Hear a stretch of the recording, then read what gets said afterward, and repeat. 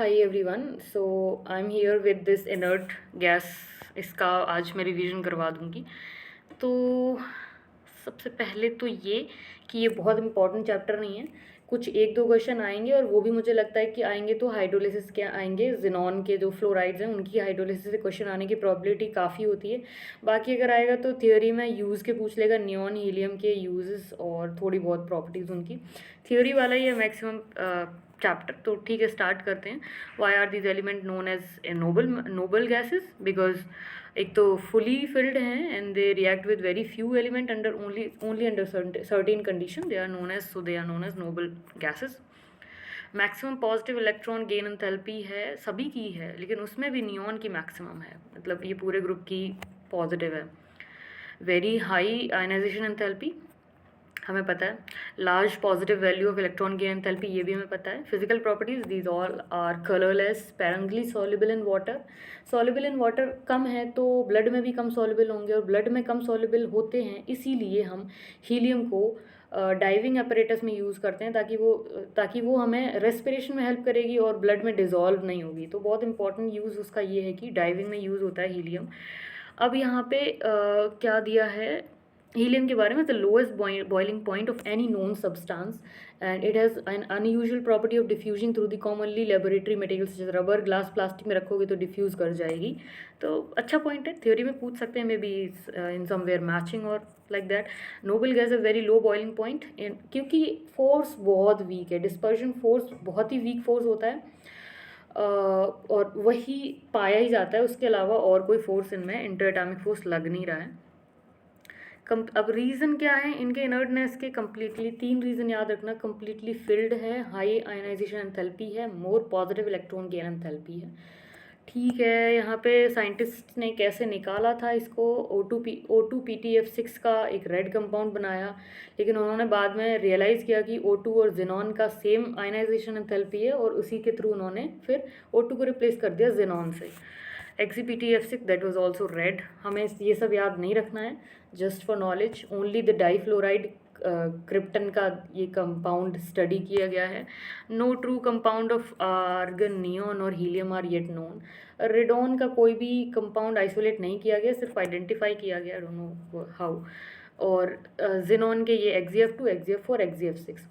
देखो कभी भी कोई चीज़ एक्सेस में लेते हैं तो यहाँ पे XeF2, XeF4, XeF6 फ्लोराइड बढ़ रहा है, तो जब जिनॉन एक्सेस में होगा तो ये बनेगा। आप समझ रहे हैं, जैसे जैसे फ्लोराइड जिनॉन के कंपैरिजन में अगर फ्लोराइड ज़्यादा होगा तो ये कंपाउंड बनेंगे ना, यू कैन सी। और अगर जिनॉन ज़्यादा है तो मतलब जिनॉन अगर एक्सेस में लेंगे तो क्या बनेगा? XeF2। जिनॉन 1:5 रेशियो में लेंगे, जिनॉन वर्सेस F2, तो XeF4 बनेगा। जिनॉन 1:20 रेशियो में लेंगे, जिनॉन वर्सेस F2, तो XeF6 बनेगा। XeF6 को और भी तरीके से बना सकते हैं। चलो ठीक है, अब यहाँ पे XeF2 की हाइड्रोलिसिस दी है। देखो 3 कंपाउंड की हाइड्रोलिसिस एकदम रट जानी चाहिए तुम्हें। XeF2, XeF4, XeF6 बहुत इंपॉर्टेंट है। XeF2 की हाइड्रोलिसिस इज रेडॉक्स रिएक्शन। यहाँ पे Xe की ऑक्सीडेशन स्टेट +2 है, अब ये 0 में जाएगा और मतलब खुद रिड्यूस हो रहा है ऑब्वियसली, तो रिडॉक्स हो गया। अब हाइड्रोलिसिस में बन क्या रहा है? कंपाउंड तीनों बहुत इंपॉर्टेंट है। एक तो जिनॉन बन रहा है, दूसरा HF बन रहा है, तीसरा ऑक्सीजन गैस बन रही है। यहाँ तक तो हमने पढ़ लिया। अभी हम आएंगे XeF4, XeF6 में, तो हम डिफरेंस फिर से बताएंगे। इससे पहले कि हम उस पर पहुँचे, हम XeF2 मतलब जिनॉन के फ्लोराइड्स के और भी कंपाउंड्स पढ़ लेते हैं।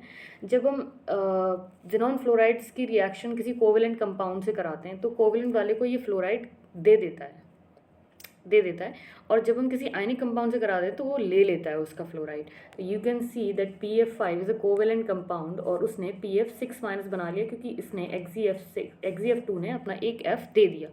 दिस वॉज आयनिक, सो इसने ले लिया XeF7 माइनस बना लिया, दैट वॉज ऑल्सो कोवेलेंट। ठीक है, कोवेलेंट वाले को दे देगा, ये मैंने याद करा दिया है। अब ये डिस्प्रपोर्शनेशन रिएक्शन है XeF4 के हाइड्रोलिसिस की। अभी हमने XeF2 पढ़ा, उसने क्या बनाया था? Xe बनाया, HF बनाया, O2 बनाया। ये क्या बना रहा है? Xe बना रहा है, HF बना रहा है, O2 बना रहा है, साथ ही साथ एक एडिशनल कंपाउंड बना रहा है, दैट इज XeO3। बहुत इंपॉर्टेंट है।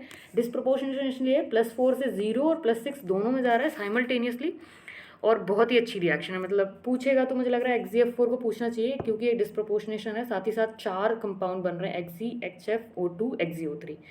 फिर हम आ जाते हैं XeF6 के हाइड्रोलिसिस पे, तो उसमें भी पार्शियल करा रहे हैं कि कंप्लीट करा रहे हैं। अगर कंप्लीट करा रहे हैं तो you will get only 2 compounds, that is XeO3 and HF। याद रखना है भाई, याद रखना है, XeO3 और HF ही बनेगा। अगर पार्शियल हाइड्रोलिसिस करा रहे हैं तो XeOF4 बन सकता है, साथ ही साथ 2 HF बनेंगे, या XeO2F2 बना सकता है, साथ ही साथ 4 HF बनेंगे, क्योंकि उन्हें F को 6 रखना है। तो एनी हाउ अगर XeF4 बनेगा तो 2 HF बनेंगे, XeO2F2 बनेगा तो 4 HF बनेंगे। वही चीज़ लिखी है, कुछ खास नहीं है। मतलब पार्शियल हाइड्रोलिसिस में ये बनेंगे, कंप्लीट हाइड्रोलिसिस में दिस XeO3 प्लस HF 2 बनेंगे, 2 ही बनेंगे। और ये तो आप VSEPR थ्योरी से कर सकते हो, मतलब बना सकते हो। यहाँ पे does the hydrolysis of XeF6 lead to a redox reaction, तो नहीं, रिडॉक्स इसलिए नहीं है क्योंकि XeF6 वाली हाइड्रोलिसिस में यू कैन सी यहाँ +6 में है, यहाँ पे भी +6 में है। तो जो ऑक्सीडेशन स्टेट ही नहीं चेंज हो रही तो कैसे रिडॉक्स हो जाएगा ये? ना तो पार्शियल हाइड्रोलिसिस में ऑक्सीडेशन स्टेट चेंज हो रही है, ना कंप्लीट हाइड्रोलिसिस में। So this is not a redox reaction actually. यहाँ पे लिख भी रखा है, इट वॉज ठीक है, सेम ही है रिएक्टिंग स्टेट में वर्सेस प्रोडक्ट स्टेट में। Helium is non inflammable and cryogenic agent है। साथ ही साथ इसके अलावा नियॉन को डिस्चार्ज ट्यूब फ्लोरेसेंट बल्ब में यूज़ करते हैं, डाइविंग apparatus में यूज़ करते हैं। हीलियम को लिख रखा है यहाँ पे, why helium is used low solubility की वजह से इसको डाइविंग apparatus में यूज़ करते हैं। इन्होंने बैलेंस करने को बोला है XeF6 की हाइड्रोलिसिस को, यस। तो ये पार्शियल हाइड्रोलिसिस थी। इन्होंने वाटर अगर 2 लेंगे तो मतलब XeO2F2 और 4 HF बनेगा। Why it has been difficult to study the chemistry of radon, no compounds are isolated actually. तो इसमें तो कुछ खास नहीं था। तो वही चीज़ है, मतलब इसमें आप एक तो ये देख सकते हो, उस पूरे चैप्टर में मैं आपको बता दूं, अगर आपको श्योर करना है कि भाई इसका क्वेश्चन गलत नहीं होगा, देन ये XeF2 F4 F6 की दोनों पार्शियल कंप्लीट, दोनों मतलब सारी हाइड्रोलिसिस तीनों कंपाउंड्स की, और एक ये चीज़ की कोवलेंट से रिएक्ट कर रहे हैं आयनिक से, and this formation of xenon fluorides कि अगर जिनॉन एक्सिस में है 1:5 रेशियो में है या 1:20 रेशियो में है।